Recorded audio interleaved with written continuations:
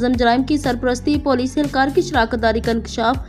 तफसीलात के मुताबिक शहर कायद के इलाके हैदरी में मुनज़्ज़म जराइम ने एक बार फिर सर उठा लिया और इस बार इंकशाफ हुआ है कि ये सब कुछ मुबैना तौर पर पुलिस की सरपरस्ती में हो रहा है। जरा के मुताबिक थाना हैदरी के हदूद में बदनाम जमाना रईस फ्रूट वाला शहदुलसलाम उर्फ डॉन असलम और मोहसन स्टे वाले का बेटा न सिर्फ खुलेआम गैर कानूनी सरगर्मियों में मुलविस है बल्कि उनके साथ एक हाजिर सर्विस पुलिस एहलकार हमजा की पार्टनरशिप का भी इंकशाफ हुआ है। मुकामी जरा का कहना है कि ये गिरोह मंशियात फरोशी, स्टेबाजी, जमीनों पर कब्जे और दीगर संगीन जराइम में मुलविस है। हैरत अंगेज बात यह कि इन अफराद को मुबैना तौर पर थाने की सतह पर मुकम्मल तहफ़्फ़ुज़ हासिल है, जिसकी वजह से ये गिरोह बेखौफ होकर अपनी सरगर्मियां जारी रखे हुए है।